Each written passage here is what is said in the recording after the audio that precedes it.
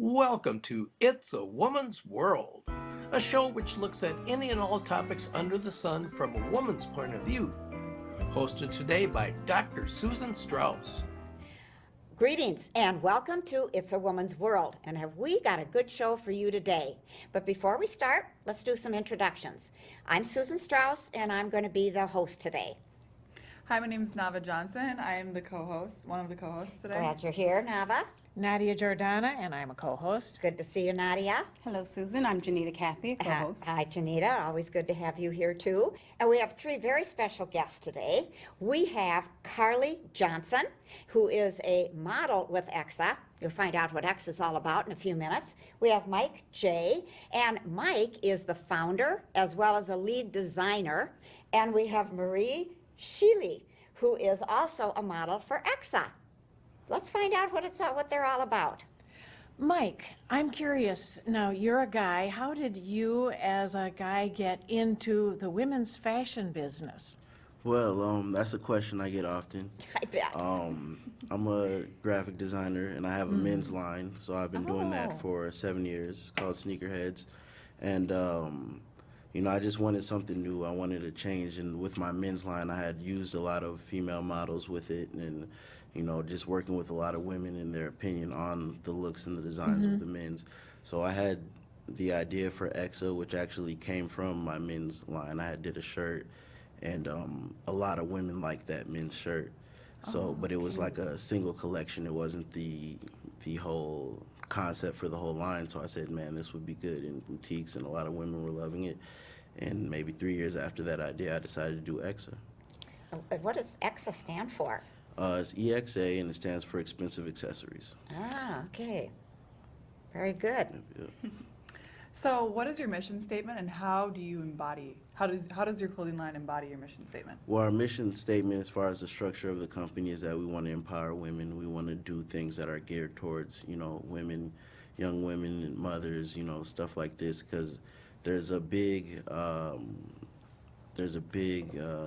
separation between how men are treated when it comes to the fashion and how women are treated, and there's also a big separation in how we perceive things. So that's one of the things I want to do, especially with, like I said before, I have the men's line, so I have that covered, because people would be like, oh, why women versus men when you're a man? Well, we have the men's line, so I've been doing that as well. So with this project, I wanted to touch on that.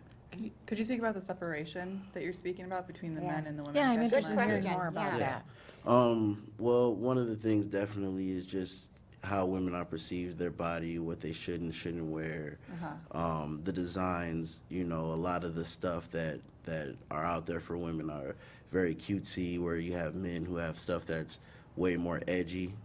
As far as the designs, as far as the graphics and stuff like this, when a woman usually wants to be edgy, she has to wear something that's provocative, versus being able to wear a shirt that may have a statement that fits, her mood for the day or her mind frame or something like that, where it could still be a full shirt, or it could be a hoodie, but still speaks to what she wants. Where with men, we can wear a shirt that says something or whatever, and it's still a full shirt, it's still a full design, and we can be edgy that way, versus women, like I said, where they have to reveal more to be considered edgy.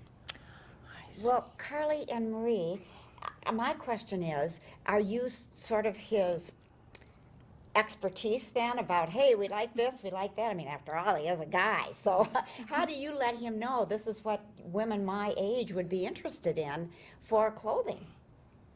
I guess it's really about just our opinion in general is just very important. But like he was saying, like if I feel one way one day, I can put on this shirt, and if I feel one way another day, I can wear another shirt. And it's just in also with fashion, it's just mixing it all together, but really about women empowerment and just being, positive and being optimistic and being just empowered by what you're wearing, and not having to feel judged, not having to feel a certain way because you're wearing a certain type of clothing. Okay. And Carly, you share that same philosophy, or do you have anything else to add? Yes, exactly. I second all of that. Okay.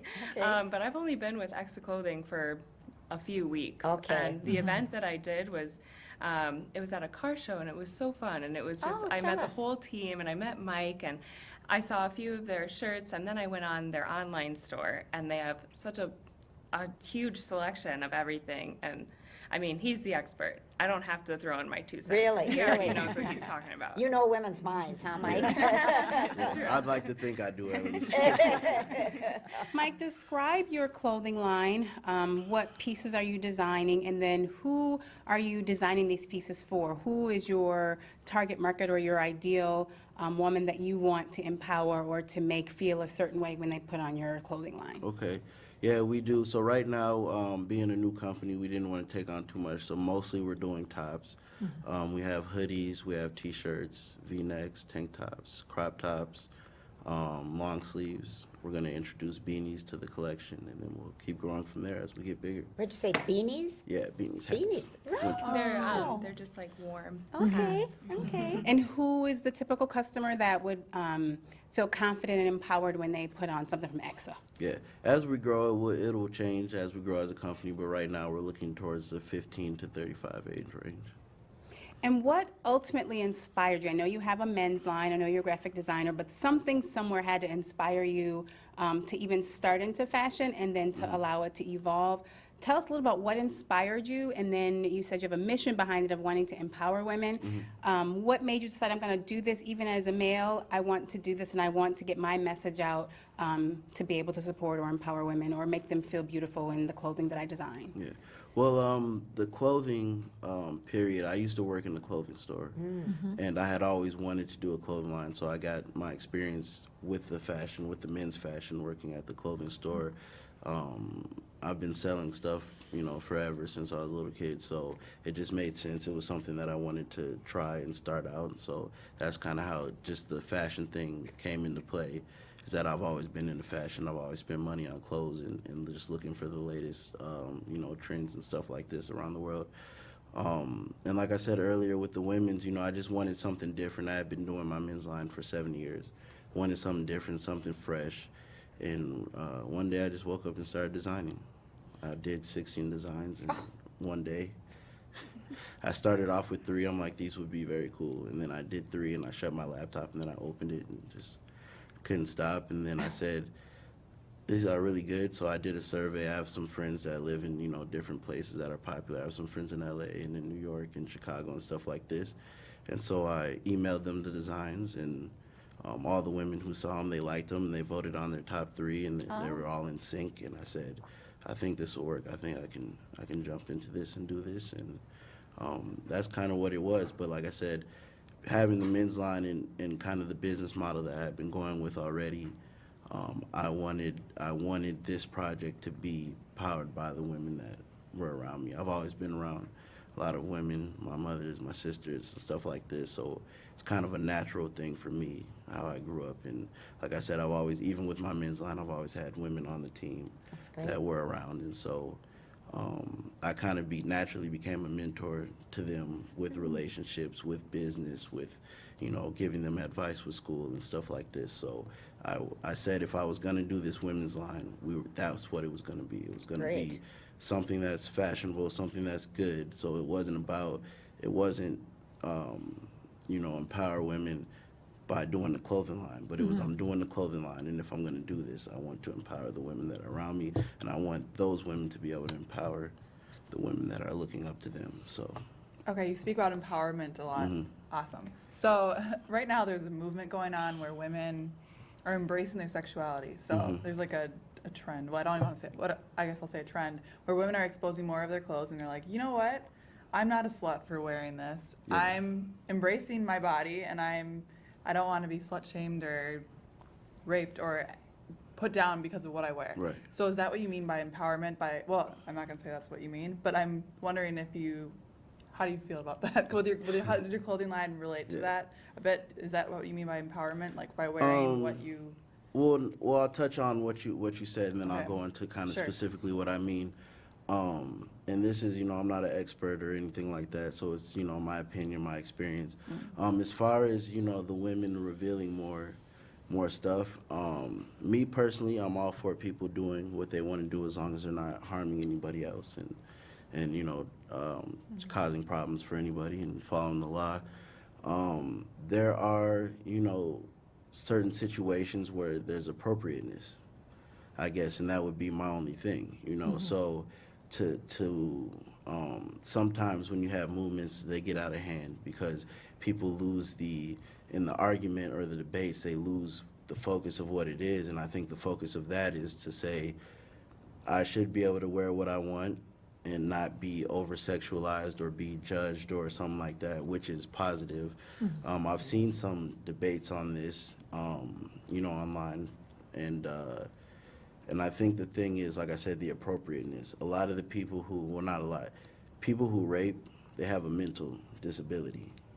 It's not, the average guy is not gonna go and rape somebody, Rape is not necessarily just a sexual thing. Sometimes it's a power thing.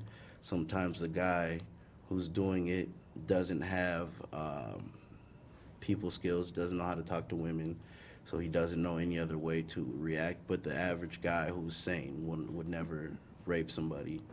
So with that being said, if you that's not a debate you can have with a rapist. You can't go, hey, I can be half naked and you shouldn't rape me or think of me in a way, because they're going to look at you possibly as an easy target because you're dressed this way. You get what I'm saying? So with that being said, like I said, me personally, I feel like people should be able to do what they want to do as long as they're following the law, they're not distracting anybody. But I definitely think there's a time and a place, and there's facilities and events to dress how you want to dress and be, accepted in that moment. Did you find any struggles within yourself when you've got a range of age from 15 to 35? I mean, you're really talking about, kids that are 15 and then adult women that are 35. So did you have any struggles with that at all? As far as me personally, no. I've had, we've had people that were, may see some of the designs and feel like that wasn't geared towards the younger age. But as a brand, we cater to that variety because we make designs that fit different age groups. So we have, for instance, some designs that have hearts. We have a design that has it's basically a heart, but it has a keyhole in it. So it's like the key to my heart. And the brand is expensive accessory. So a woman's most expensive accessory is her heart or her love. Okay. So we have that's work friendly. Somebody who's 15, 16, 17, who's just discovering love and relationships could definitely wear something like that, all the way up to, basically a woman of any age. It's just a simple design. It looks good and has a positive mission statement. We have some stuff that's more edgier, that's going to be the 18 and up crowd base that we want to, gear towards. We have some simpler designs that are just kind of edgy, but they don't have any, profanity or anything like that. So, like I said, me personally, I haven't had any issues with it. With the marketing, we market. We know who we're marketing to, and those are the designs we display when we're in those markets.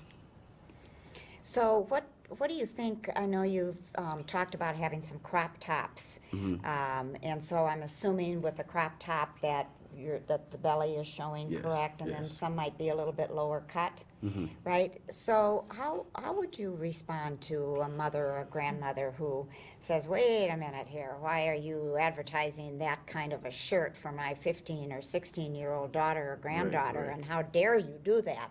What would be your response to that? Well, my response is that as a brand, we want it to be diverse, so all the designs come in multiple materials. So if your 15 or 16-year-old daughter loves the design versus just loving the crop top, loving what it's on, they can buy it in a full t-shirt, they can buy it in a long sleeve, they can buy it in a hoodie. So our designs, which is, what identifies us as a brand, they can be bought, they can cater to, somebody's specific Different style, styles then, okay. Because we even have, we have women that are, 18 and up that still don't feel comfortable showing their belly, so we still want to cater to them. Okay. So we definitely have, a variety that would fit, and be So appropriate. it's more about the designs specifically and having a variety of palettes, shall we say, of the different styles Right. for that design to be worn on. Right, right. Okay. Well, our time is up. It always goes so fast, doesn't it? We say that every single time. So I want to give a special thank you to Carly and to Mike J. and to Marie Thank you for for having joining us. us today and to tell us all about EXA.